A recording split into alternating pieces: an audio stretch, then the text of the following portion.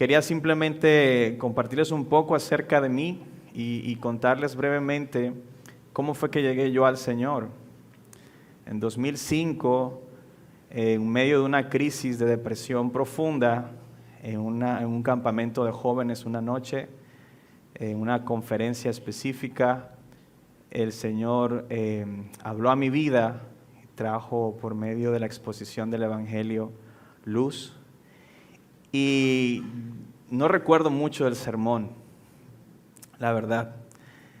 Lo que sí recuerdo es que me fui con la sensación de poder ver el milagro de que Dios me perdonara. Yo no podía creer que Dios me había perdonado. Era como lo más impactante de mi vida. Y llegó Cristo a mi vida en un momento bien especial y que tiene que ver con el tema que hablamos, que vamos a compartir el día de hoy, ¿verdad? Hoy vamos a hablar acerca de la ansiedad, Y les compartí un poco de cómo el Señor me trajo a sus pies, precisamente porque fui una persona muy dada a la depresión.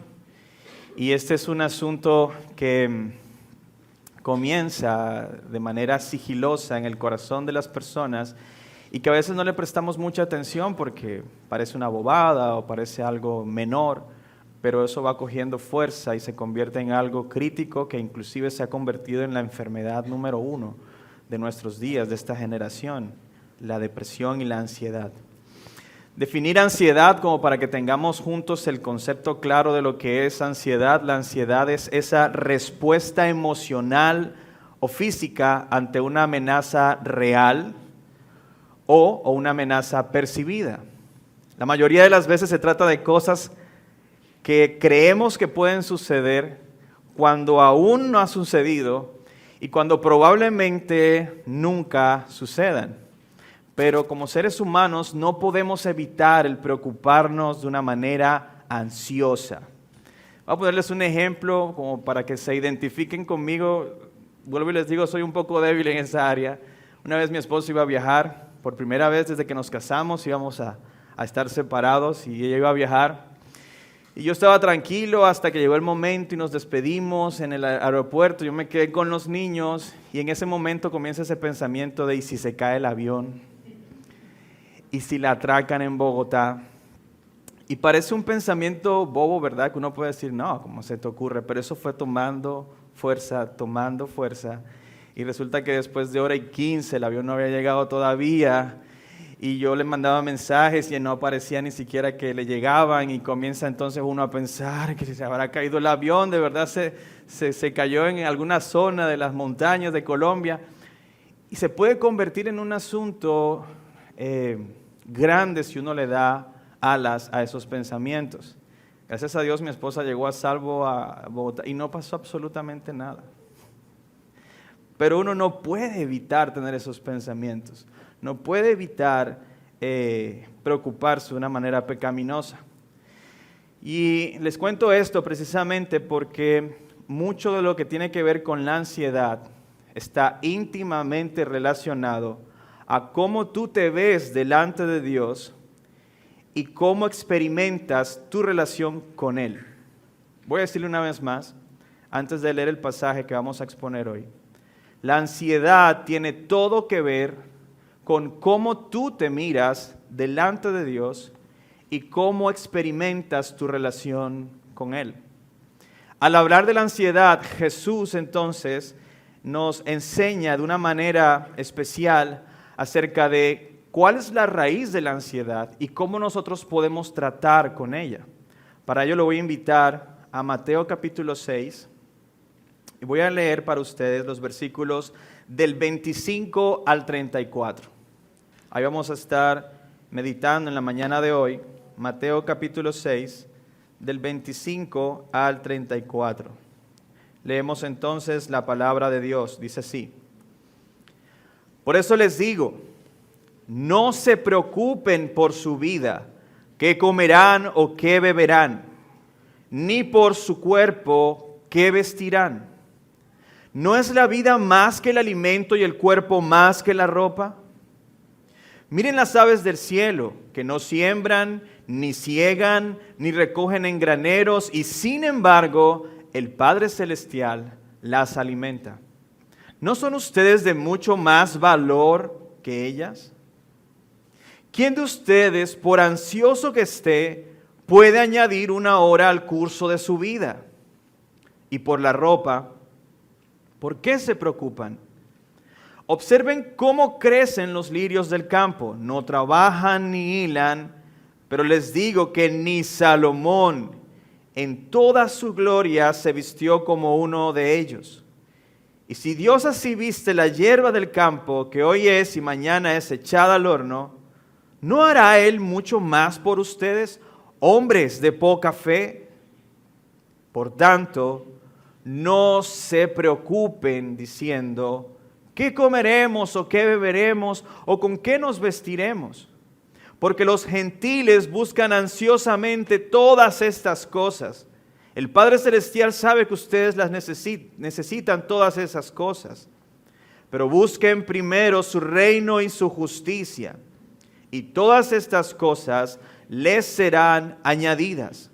Por tanto, no se preocupen por el día de mañana, porque el día de mañana se cuidará de sí mismo.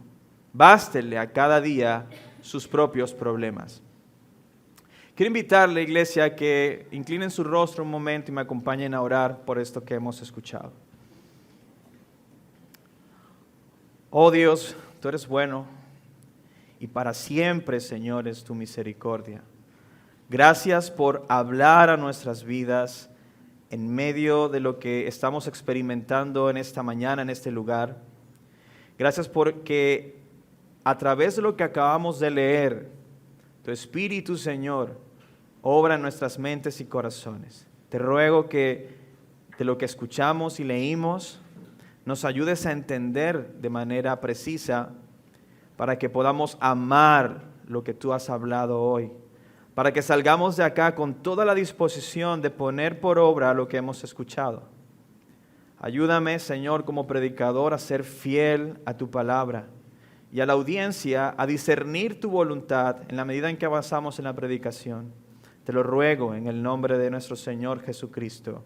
Amén y amén.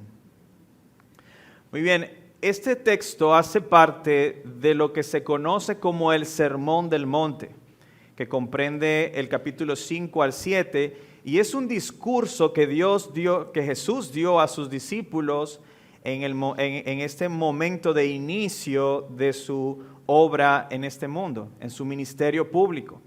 Ahí estaban reunidos no solo sus 12, sino que había más discípulos, y todas estas personas eran personas que creían que Jesús era alguien especial, era el profeta que venía después de Moisés. Creían que Jesús es este varón Mesías, o por lo menos ya tenía más o menos una idea al respecto. Y fíjate lo que hace Mateo con esta enseñanza. Él muestra a Jesús desde el monte para mostrarle a los discípulos o a los lectores que luego se iban a acercar nuevamente al Evangelio, de que este Jesús es como Moisés. Recuerden que Moisés subió al monte y trajo al pueblo de Israel la ley del Señor. Jesús es este mejor profeta que Moisés, que ahora no solo está trayendo la ley al pueblo de Dios, sino que les está circuncidando el corazón en la medida en que les enseña, para que ellos entonces ahora sí puedan cumplir la ley. Es la diferencia entre Moisés y Jesús. Recuerda que en Deuteronomio el mismo Moisés dijo: yo sé que ustedes no van a obedecer esta ley porque ustedes necesitan ser circuncidados, pero vendrá un profeta mayor que les circuncidará el corazón. Eso es lo que Jesús está haciendo en este sermón, trayendo la ley al pueblo de Dios. Y es como si estuviéramos viendo la fotografía del rey del reino de los cielos, trayendo su plan de gobierno a los que hacen parte del pueblo del reino de los cielos. Es decir, Jesús les está mostrando de manera clara en este discurso cómo debe vivir el pueblo escogido de Dios. Por eso Él les hace ese llamado en medio del sermón: hagan brillar la luz delante de los hombres, sean sal, sean luz en este mundo, practiquen la justicia y que su justicia sea mayor que la de los fariseos y los escribas. En medio de ese discurso, Jesús ha estado persuadiendo a sus discípulos a considerar el siguiente pensamiento: si tú eres cristiano, si tú has creído en Jesús para la salvación de tu alma, eso te convierte a ti en un hijo de Dios. ¿Sí? Como lo dice Juan en el capítulo 1, versículos 11 y 12, a los que le recibieron, a los que creyeron en Él, les dio la potestad o el derecho de ser llamados hijos de Dios. Si tú has creído en Jesucristo, tú también eres un hijo de Dios. Entonces, si tú eres un hijo de Dios, tu corazón reacciona de una manera diferente a las cosas de este mundo. Dentro de esas cosas en las que tu corazón va a reaccionar diferente es con respecto a los tesoros terrenales. Es decir, tu corazón va a servir al reino de Dios, va a servirla a la causa de Dios con todo su corazón. Las últimas palabras antes de comenzar este texto de Cristo al respecto es: nadie puede servir a dos señores, porque aborrecerá al uno y amará al otro. Nadie puede servir a Dios y a las riquezas. Si eres un hijo de Dios, tú no vas a servir a las riquezas. Tus afectos van a ser solo hacia Dios, hacia el reino de Dios y su causa. Entonces, siguiendo ese hilo, Jesús le está diciendo ahora a sus discípulos: si tú eres un hijo de Dios y por tanto no eres un huérfano, no hay nada en este mundo de qué preocuparse. Eso es básicamente la idea de Cristo. Si tú eres un hijo de Dios, no tienes nada de qué preocuparte. Sin embargo, como Jesús sabe que nosotros vivimos en un mundo caído y que luchamos con ese pecado en nuestro corazón, Él lo pone en forma de mandamiento, y yo no sé si tú te diste cuenta, pero es el mandamiento que más repitió en toda la sección que leímos. No es una opción. No es como que los cristianos deberían, ¿verdad?, no estar preocupados. No, Jesús nos ha dicho 3 veces en forma de mandamiento: no se preocupen, no se preocupen. Y el versículo 25 comienza diciendo: por eso les digo, no se preocupen por su vida. No se preocupen por su vida. ¿Por qué? Porque ustedes son hijos, porque son hijos de Dios. Y el Señor permita que su mente hoy, su corazón sea despertado a esta realidad para traer paz a tu corazón. Por eso he titulado el sermón del día de hoy: hijos confiados o huérfanos ansiosos. En este lugar hay 2 tipos de personas. Uno son los hijos confiados. Los otros son los que viven como huérfanos, llenos de ansiedad. Y esa es la reflexión que el Señor nos va a poner sobre la mesa hoy al hablar acerca de la ansiedad. Si tú estás luchando con la ansiedad, es porque no has entendido que eres hijo y sigues creyendo que eres un huérfano. Vamos a seguir esta enseñanza siguiendo lo que Jesús ha expuesto delante de nosotros en lo que hemos leído, considerando 2 ideas principales. La primera: ¿cuál es la raíz de la ansiedad? Eso es importante. Y la segunda: ¿cuál es el antídoto o la solución para nuestra ansiedad? Y ese es básicamente el sermón que vamos a estar reflexionando hoy. Comencemos entonces con la primera parte, que es la raíz de la ansiedad. El argumento de Jesús acerca de la ansiedad comienza diciendo así: no se preocupen por su vida, qué comerán o qué beberán, ni por su cuerpo qué vestirán. ¿No es la vida más que el alimento y el cuerpo más que la ropa? Estas palabras tienen mucha importancia en el discurso de Jesús, porque en primer lugar Jesús pone este versus, ¿no? ¿Qué es más difícil de proveerte? ¿La vida o la comida? Y yo quisiera que en ese pensamiento, ¿qué es más difícil de yo conseguir? ¿La vida o la comida? Yo quiero que levante la mano en este lugar el que ha garantizado para sí mismo una vida abundante. Nadie puede decir: no, yo trabajé 20 años para tener ahorro de vida en mi vida. O yo me di vida a mí mismo. O yo decidí nacer en la fecha que decidí nacer. Y yo decidí el día en que voy a morir. Nadie tiene garantizado nada de eso. Lo interesante de esto es que Dios es el que da la vida. Y tú estás aquí hoy porque Dios te ha dado vida. Y no te has dado cuenta. Si el que te dio la vida te ha dado lo que tú no puedes conseguir por tus propios medios, ¿crees que no te dará la comida? ¿No te proveerá el sustento? El otro verso que pone Jesús es, ¿qué es más difícil de proveer? ¿El cuerpo o el vestido? Yo quiero que usted me diga si usted escogió su rostro, su cabello, su contextura, su físico. No, nadie. Todos recibimos el cuerpo que tenemos. Nos fue dado, fue diseñado por alguien y nos fue dado como un regalo especial. Tú no hiciste nada por ese cuerpo, te fue dado. ¿Crees que el que te dio el cuerpo no te dará el vestido? Ahora, siguiendo ese pensamiento, Jesús va desarrollando y nos va llevando a reflexionar un poco en este asunto. ¿Quién es Dios para mí? Es el que me da la vida, es el que me dio el cuerpo. Pero no solo eso. Cristo comienza entonces a hablar a sus discípulos diciendo, ese que te dio la vida, ese que te dio el cuerpo y que te va a dar el sustento y que te va a dar el vestido, es tu Padre. Y es el mejor Padre que tú puedas tener. Y yo no sé cómo fue la relación con tu Padre terrenal, pero este Padre celestial no tiene comparación. Es completamente bondadoso, es completamente digno de toda nuestra confianza. Y Jesús utiliza este título de Dios para traer entonces al clímax de la reflexión de lo que Él está diciendo. Usa una analogía primero diciendo, miren las aves del cielo. No siembran, no ciegan, no recogen en graneros y sin embargo, el Padre Celestial, recuerden, Él es Padre no de todos los seres humanos, Él es Padre de aquellos que han creído en Jesús, eso está claro, ¿no? El Padre Celestial, el que cuida de ti, el que te dio la vida, el que te dio el cuerpo, el que te ha dado salvación, Él alimenta las aves del cielo. ¿No son ustedes de mucho más valor para Él que ellas? Ahora, ¿quién de ustedes, por ansioso que esté, pueda añadir una hora al curso de su vida? Y esto es algo que yo me recuerdo a mí mismo, a mi esposa, a mis hijos. Bueno, llorar, ¿qué solucionó? Y no está mal llorar, puedes llorar, pero ¿qué solucionó?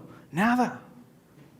Y enojarte y volverte impaciente y airado, ¿qué soluciona? ¿Trae solución al problema que estás enfrentando? No, de ninguna manera. Lo mismo está diciendo Jesús aquí. ¿Quién de ustedes, por ansioso, por preocupado, por afanoso que se ponga, va a solucionar su problema? ¿Quién puede añadir un minuto, un segundo al curso de su vida?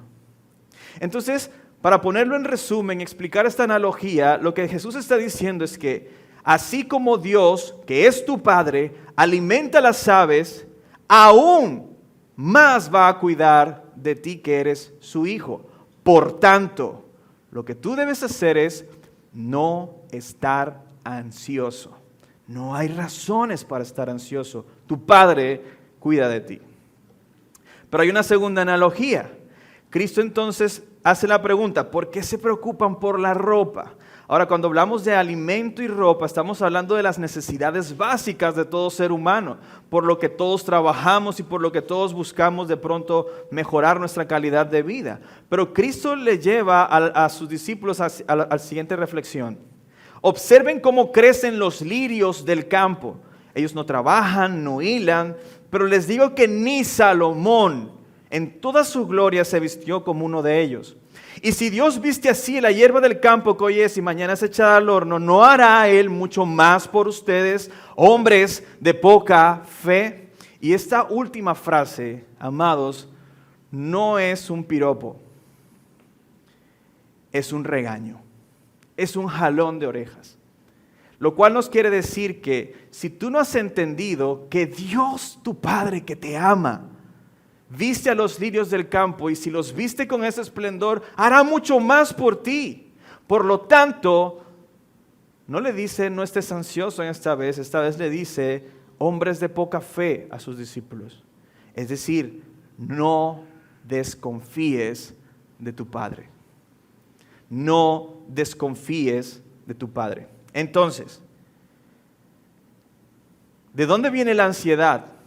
La ansiedad es el resultado de desconfiar del amor con que Dios nuestro Padre nos cuida. Por tanto, no estamos hablando de un mal menor. Es como cuando los hijos comienzan a reclamarle al papá: tú no me alimentas, tú no me das la comida, solamente porque no le compraste una gelatina. Oye, yo me mato trabajando para llevar el alimento todos los días a la mesa, y durante todos estos años que has vivido conmigo lo he puesto allí, y porque no te doy una gelatina, entonces tú vas a decir que yo soy un mal padre y que no te alimento. ¿Cómo se siente eso, padres? Uno piensa inmediatamente: qué mal agradecido es mi hijo. ¿Qué crees que Dios piensa cuando tú te llenas de ansiedad según las palabras de Jesús? Estás desconfiando de su amor paterno. Esto no solo te produce a ti mal en tu alma y en tu corazón, sino que también resulta ofensivo para Dios. Tu incredulidad, tu desconfianza, tu ansiedad está ofendiendo a Dios. El que tú no puedas decir: yo sé que mi Padre me cuida, voy a estar bien, tengo paz, gloria a Dios. El que tú no puedas vivir de esa manera es ofensivo para Dios. Es ofensivo para Dios. Estoy diciéndole a Dios: yo no creo que tú seas un buen padre. Yo no creo que tú me cuides de verdad con el amor que dices que me tienes. Wow, eso no está bien. Eso no está bien. Y si tú te has visto desconfiando, ¿será que Dios sí me va a proveer esta necesidad? ¿Será que Dios sí me va a cuidar en estas circunstancias? Y si pones en duda su amor, estás siendo uno de esos hombres o mujeres de poca fe. Ahora, esto es difícil de aceptar, yo lo sé, porque al final la ansiedad es solo un síntoma de un mal mayor, que es el pecado de la incredulidad. La incredulidad produce ansiedad. El no confiar en Dios, el no confiar en sus promesas, produce ansiedad. Eso es lo que Jesús está diciendo. Ahora, amados, yo no quiero que ustedes digan: no, eso fue lo que dijo el pastor Andrés, que vino desde La Guajira a decirnos que somos unos pecadores, incrédulos porque nos llenamos de ansiedad. No, esto se lo está diciendo a ustedes Jesucristo, la persona que más ama y conoce tu alma. Yo no. Tu ansiedad no es otra cosa más que un síntoma de tu incredulidad. ¿Y qué debemos hacer cuando nos damos cuenta de esto? Arrepentirnos. Arrepentirnos, porque la incredulidad es un pecado. Ahora, esa es la raíz. Veamos entonces cómo dice Jesús que se puede solucionar este asunto de la incredulidad que produce ansiedad. Y como si fuera una receta médica, yo quiero que tú apuntes allí, paso a paso, ¿qué vas a hacer para luchar contra tu ansiedad? Primer paso: aclara en tu corazón cuál es tu ansiedad. Eso es lo primero que debes hacer. Así como cuando el médico te dice: a tal hora te tomas esta medicina, y tú juicioso te la tomas, porque yo espero que ustedes sean juiciosos con ese tipo de cosas que tienen que ver con su salud y su vida. Hablando de tu vida espiritual, una de las primeras cosas que debes hacer cuando tu corazón se esté llenando de ansiedad es aclarar en tu corazón cuál es tu identidad. ¿Eres un hijo de Dios o eres un huérfano? Y esto es súper, súper importante, porque el argumento de Cristo en este lugar es: Dios ha garantizado para sus hijos el cuidado especial del Padre Todopoderoso. Inclusive, si tú no eres hijo de Dios, realmente tienes muchas razones para estar angustiado, para estar preocupado, para estar lleno de ansiedad. Porque lo que hacen los que no son hijos, ¿verdad?, es tratar de buscar ese cuidado, esa certeza, esa protección en cosas que no te pueden dar esa certeza y esa protección. El que ha puesto su esperanza en las riquezas. La misma escritura dice, necio, y si hoy llegan por tu alma, ¿quién se quedará con todo por lo que has trabajado y luchado? ¿Qué importan los títulos? Tu nombre será olvidado dentro de unos cuantos años. En este mundo no puedes encontrar algo que te dé certeza de cuidado, porque nada de lo que ha sido creado tiene esa capacidad. Nada de lo que hay en este mundo puede darte la seguridad que solo el Creador te puede dar. Por eso, al considerar tu posición delante de Dios, ¿soy hijo o no soy hijo? Si no eres un hijo, ciertamente quiero advertirte de que estás en oposición hacia aquel que es el bien máximo para tu alma. Estás en rebeldía para aquel que es el bien que tu alma necesita. Ahora, ¿cómo sé que soy un hijo de Dios? Como lo decía al principio, si has creído en Jesús para el perdón de tus pecados y la salvación de tu alma, entonces tú puedes decir que eres un hijo de Dios. Me encanta porque en ese texto de Juan capítulo 1, en los versículos del 11 al 12, ahí dice, y los que les recibieron, creyeron en su nombre, les dio la potestad de ser llamados hijos de Dios. Y esto no es por voluntad humana, sino que Dios quiso adoptarnos. Y esa es la palabra que utiliza Efesios 1 para hablar de nuestra salvación. Nosotros fuimos salvados, ¿verdad?, en el amado. Pero no solo fuimos salvados, nosotros pasamos de ese estrado judicial en donde nuestros pecados fueron perdonados y limpiados para siempre, en donde Dios declaró que nosotros somos ahora justos delante de sus ojos. Y desde esa sala penal pasamos a una sala de familia en donde Dios, el juez, nos declaró no solo justos por medio de la fe, perdonados para siempre, sino que ahora somos adoptados hijos de Dios. Y esas son buenas noticias. Esas son buenas noticias. Porque esta salvación tú no la obtienes porque te portes bien, porque hagas las cosas bien. Esta salvación la obtienes por medio de la fe en Cristo Jesús. Y una vez has sido perdonado, ahora Dios no te mira como un juez que está pendiente a ver en qué fallas, sino como un padre que va a cuidar de ahí en adelante cada día de tu vida para que tu alma sea prosperada hasta la eternidad. Y lo que Él emprende, nadie lo puede detener. Así que Él ha determinado bendecirte. Él ha determinado para ti su cuidado completo. Es el Dios Todopoderoso quien está al frente de tu cuidado y protección. ¿Por qué vas a temer? No hay razones para dudar. Ahora, si has sido perdonado y adoptado, entonces, al considerar la lucha que en este mundo tenemos, esa es una de las primeras cosas que tienes que aclarar. Porque, seamos honestos, aún seguimos en este mundo caído. Y cuando tú miras alrededor, guerras, pleitos, corrupción y todas las injusticias que hay a nuestro alrededor, a veces el asunto da miedo. A veces uno, al ver que crece los precios de la canasta, al ver que el asunto se está poniendo cada vez más difícil, que ya no alcanza, y hay razones por las cuales de pronto uno tener esa lucha con la preocupación. Pero lo primero que debes hacer es aclarar a tu mente y a tu corazón, ¿quién eres tú? Soy un hijo amado, y si soy un hijo amado, Dios cuidará de mí. Por tanto, me arrepiento de poner en duda su cuidado amoroso como ese Padre fiel que Él es. Segundo paso, pones ahí paso número 2 para luchar contra la ansiedad.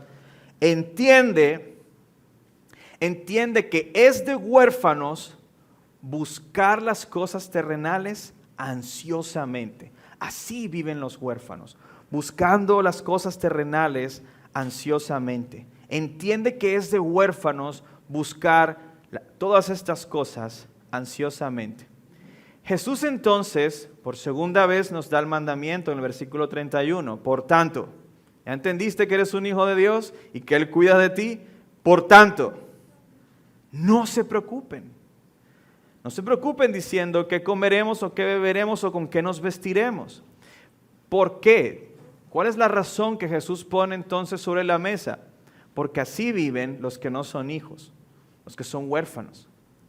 Porque los gentiles buscan ansiosamente todas estas cosas. Los hijos de Dios, los no hijos de Dios, los huérfanos espirituales, viven buscando cosas en este mundo que les provean seguridad. La comida, el vestido, la bebida, todas estas son simplemente referencias acerca de aquellas cosas terrenales que nosotros buscamos y que Jesús en adelante les va a llamar como para agruparlas, todas estas cosas. Todo lo que el ser humano necesita en la vida aquí en la tierra, Cristo le va a referenciar ahora como todas estas cosas y dicen que este es el objeto de la ansiedad de todos aquellos que son huérfanos espiritualmente. Ahora, quiero aclarar lo siguiente. No es malo trabajar por estas cosas. No vayan a salir de aquí diciendo, hoy nos dijeron que no debo esforzarme, que no debo trabajar por estas cosas porque esto terrenal se esfuma como el vapor, como el humo y solamente debo dedicar. No, espera. Sí debes trabajar, sí debes esforzarte, pero lo que debes es no hacerlo ansiosamente, es decir, poniendo en eso tu esperanza. Como que si lo logro, si lo obtengo, si lo recibo, entonces voy a estar seguro, voy a estar tranquilo. No. Usted debe ser diligente en lo que tiene que ser diligente, pero allí no debe estar tu confianza. Tu confianza debe estar solo en Dios. Algo así como lo que pasó en el pueblo de Dios. ¿Recuerdan aquella narración en Números cuando el Señor está guiando al pueblo, ¿verdad?, por el desierto, esos 40 años, y un día ellos tuvieron hambre, y Dios les envió para que comieran maná del cielo. Nadie nunca ha comido de ese maná, solamente este pueblo en ese momento. Pero fíjate esto, Dios les dio esta dirección al pueblo: tomen para cada día la porción para cada persona de tu casa de ese día. No te preocupes por la del día siguiente. Al día siguiente, Dios va a enviar la del día siguiente. Solamente para el día de reposo van a guardar una porción extra, pero nada más de un día, no de 2 días.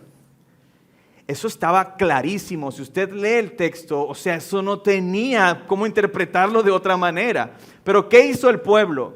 Lleno de ansiedad, lleno de inseguridad y desconfiando de Dios, tomó las raciones que pudieron y se llenaron los ojos y sus vasijas de maná. ¿Y qué le pasó a ese maná que comieron de más, que cogieron de más? Se dañó. ¿Qué le estaba enseñando Dios a su pueblo? Confía en mí. Confía en mí. Yo te voy a proveer para cada día la provisión que necesitas para cada día. Confía en mí. Recuerdo la historia que escuché hace varios años atrás acerca de un grupo de personas que comenzó a ayudar a las personas después de la Segunda Guerra Mundial en Alemania.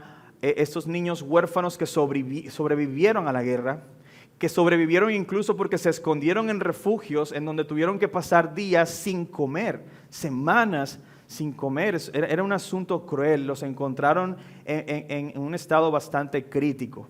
Y cuando por fin ellos ya estaban en un lugar, en un refugio seguro, al cuidado de estas personas que les estaban dando cada día el pan, la comida, el vestido y las camas para que ellos pudieran dormir tranquilos, ellos tenían miedo, y el miedo no se quita así de fácil, ¿verdad? Y una de las cosas que ellos identificaron que los niños hacían cuando iban a la mesa era que con aquel temor miraban hacia los lados, tomaban una ración de pan adicional y se la escondían entre su ropa.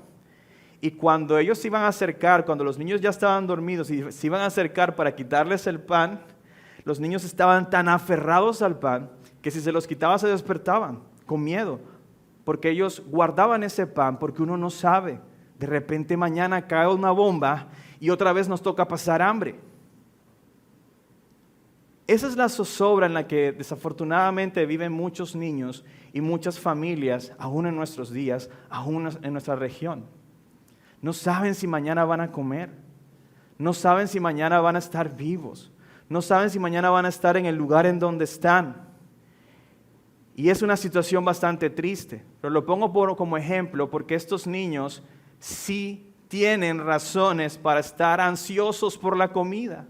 Sí tienen razones para tener miedo de que algo malo les puede pasar en cualquier momento. ¿Por qué? Porque no tienen un hogar, porque no tienen un padre que los cuide. Por eso Jesús les dice a sus discípulos, tú sí tienes un hogar, tú sí tienes un padre que te cuida. Por lo tanto, no tienes que vivir como viven esos niños en zozobra que no saben qué será el día de mañana. Tú tienes el hogar que está cimentado sobre la roca que permanece más allá de la eternidad. Tú tienes un padre que te ama y que es el mejor padre que existe en todo el universo. Tú no tienes razones para estar ansioso.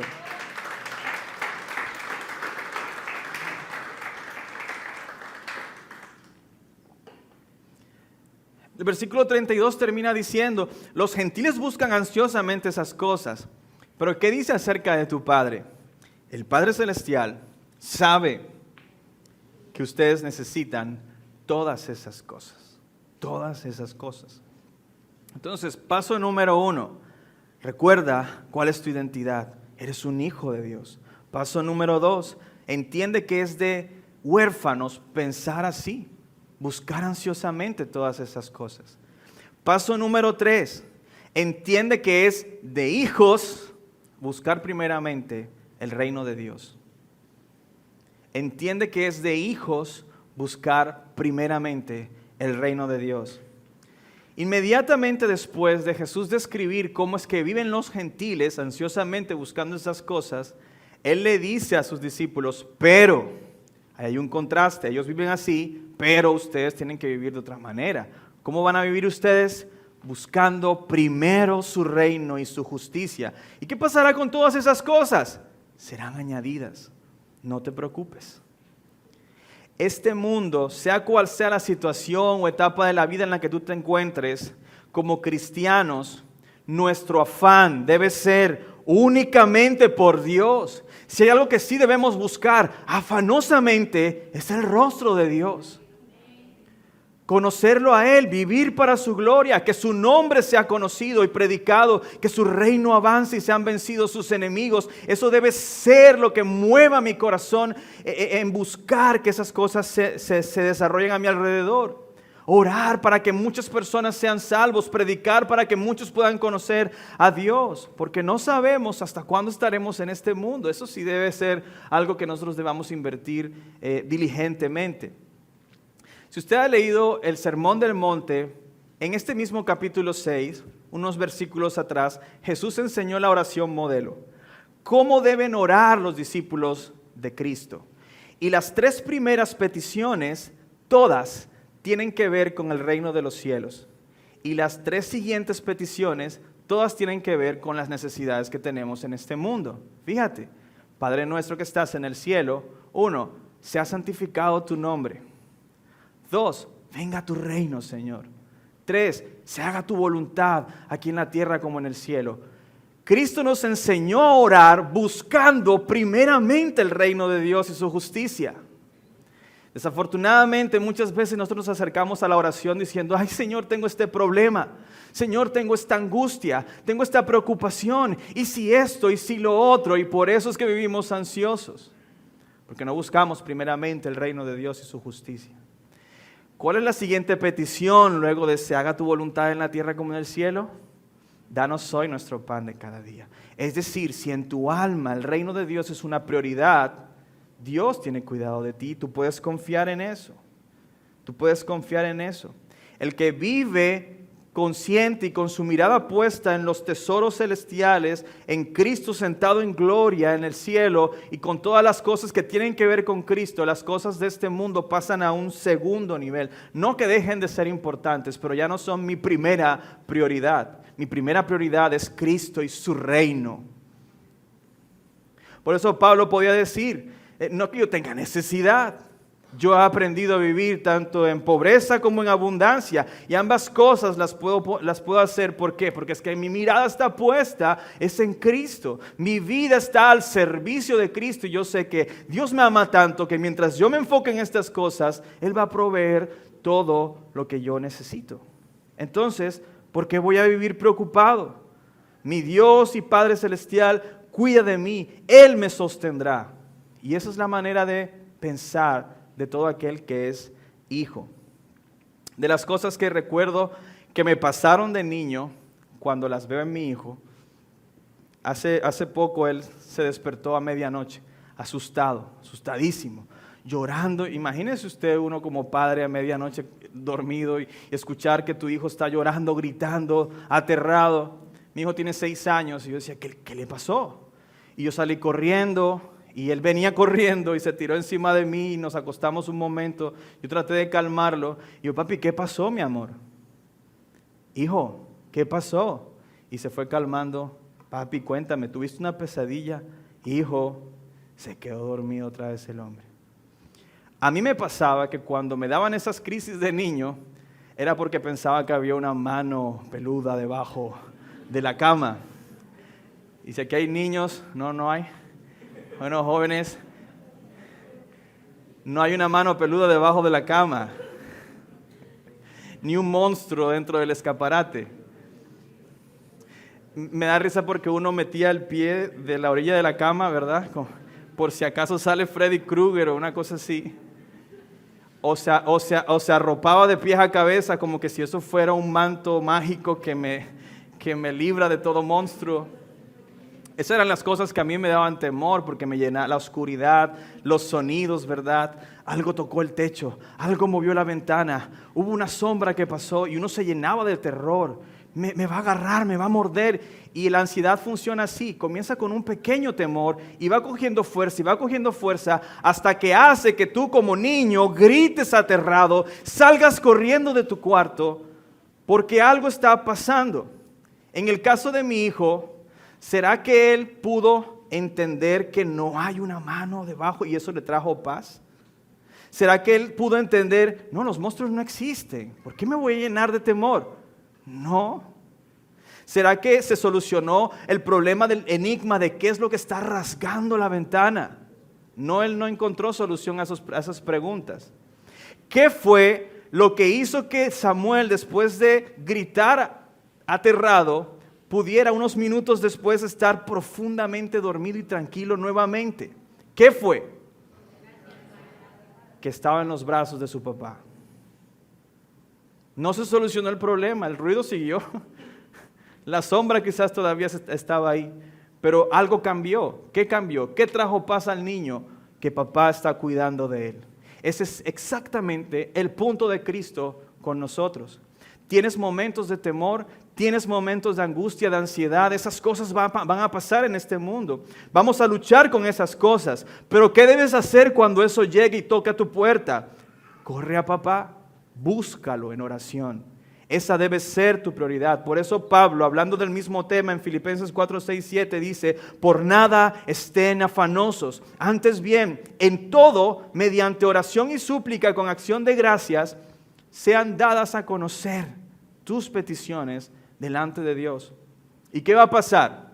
¿Dios va a resolver todas las cosas? ¿Dios va a hacer que todo funcione bien? No. ¿Pero qué sí va a hacer Dios y promete en este versículo? Y la paz de Dios, que sobrepasa todo entendimiento, te prometo, guardará tu corazón y tu mente en Cristo Jesús. Bueno, Él puede resolver los problemas, eso que quede claro, no estamos teniendo aquí dudas de que Dios, para Él no hay nada imposible. Pero Él no necesita, o más bien tú no necesitas que los problemas sean resueltos para tener paz. ¿Qué es lo que necesitas? Ir donde papá, en oración. Pedro lo dice de la siguiente manera en la primera carta de Pedro 5:7, echando toda tu ansiedad sobre Él, porque Él tiene cuidado de ustedes. Él tiene cuidado de ti. Si ustedes, dice Jesús más adelante en Mateo 7, si ustedes siendo malos saben dar buenas dádivas a sus hijos, ¿cuánto más su Padre que está en los cielos dará cosas buenas a los que le piden, a los que tocan, a los que llaman?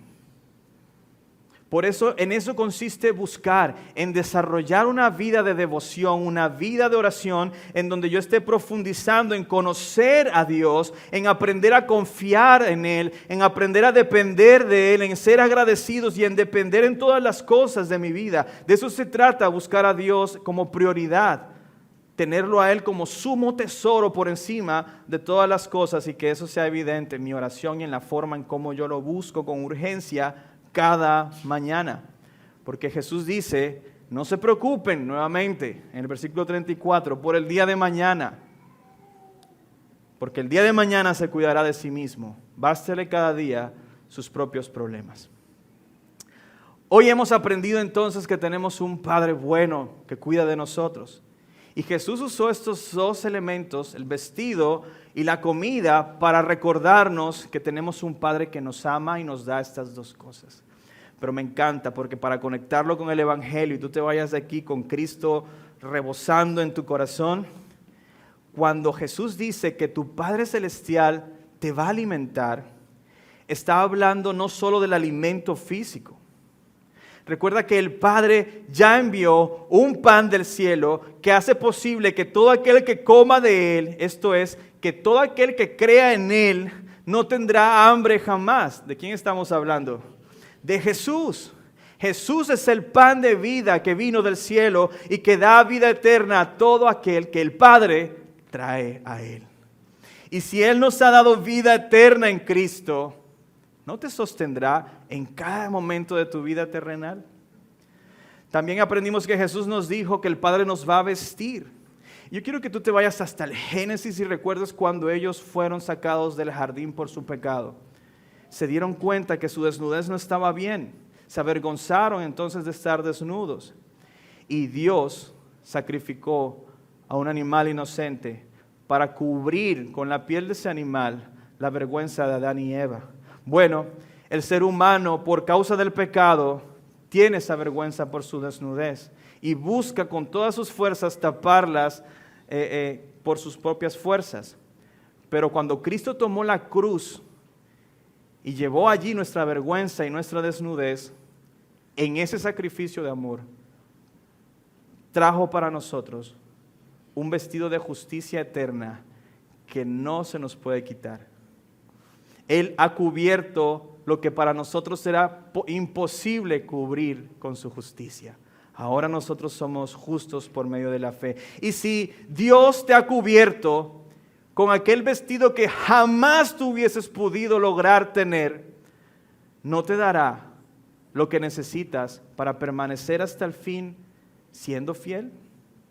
Recuerda que Pablo también nos dice, el que no escatimonia a su propio Hijo, sino que lo entregó para que nosotros fuésemos perdonados y justificados, ¿no nos dará en Él todas las demás cosas? Por eso el llamado es a confiar. Cristo hoy te manda a cuidar tu corazón de la preocupación por lo terrenal y te invita a hacerlo teniendo una conciencia de tu relación con Él. Que recuerdes los beneficios que has recibido por medio de la cruz, que ahora eres hijo, que vistes la justicia del Señor, que tienes esperanza de sustento para el día a día. Es por eso que no es un cliché constantemente repetirlos a nosotros mismos. Para todo en esta vida, Cristo es suficiente. Y esas son buenas noticias. Amén. Acompáñenme a orar. Dios eterno, es un gozo poder recordarle a nuestra alma la esperanza que en Cristo Jesús tenemos. Es un gozo poder compartir estas verdades que traen aliento al corazón, Señor, que nos recuerdan el profundo amor que en Cristo nos has revelado, Señor. Tú en Él no solo nos has provisto el perdón y la salvación, que ya es un regalo inmerecido y más grande de lo que podamos tener en este mundo, sino que también nos has dado la bendición de ser adoptados hijos tuyos, Señor. Gracias por este espacio que nos das de reflexionar en estas cosas y te ruego para que tu Espíritu, Señor, obrando en nosotros, traiga estas convicciones seguras y que en medio de la tormenta podamos decir, estoy bien, tengo paz, gloria a Dios. Y que podamos al final de la carrera ver hecho realidad la esperanza que nos sostiene en las pruebas que enfrentamos el día de hoy. Si hay alguien en este lugar, Señor, que está lidiando con la ansiedad, si hay alguien en este lugar que está lidiando con la depresión, que estas verdades vengan a traer vida y consuelo a su alma. Que estas verdades vengan a traer, Señor, sanidad a su corazón, a su mente. Que el poder del Evangelio brille en su conciencia de tal manera que no haya ninguna sombra de duda de la cual su corazón engañoso se pueda aferrar para insistir en la ansiedad, sino que pueda tener una base sólida para hacer crecer su fe, Señor, su fe. Que Él pueda crecer en conocerte, Señor, que ella pueda crecer, Señor, en alimentarse de tu palabra cada día y en ella conocer a Jesucristo, el pan de vida que tú has dado para nosotros. Si hay alguien en este lugar, Señor, que no es cristiano, por favor te ruego que lo que ha escuchado hoy traiga luz a su alma y que él pueda a partir de hoy poner su esperanza de salvación en arrepentimiento y confiando que Jesús es un poderoso Salvador para que él sea salvo hoy, para que ella sea salva hoy, Señor. Te ruego y te pido, Señor, que obres salvación en esta mañana en medio de esta comunidad, Señor. Toda la gloria y la honra sean para ti por siempre en Cristo Jesús. Amén y amén.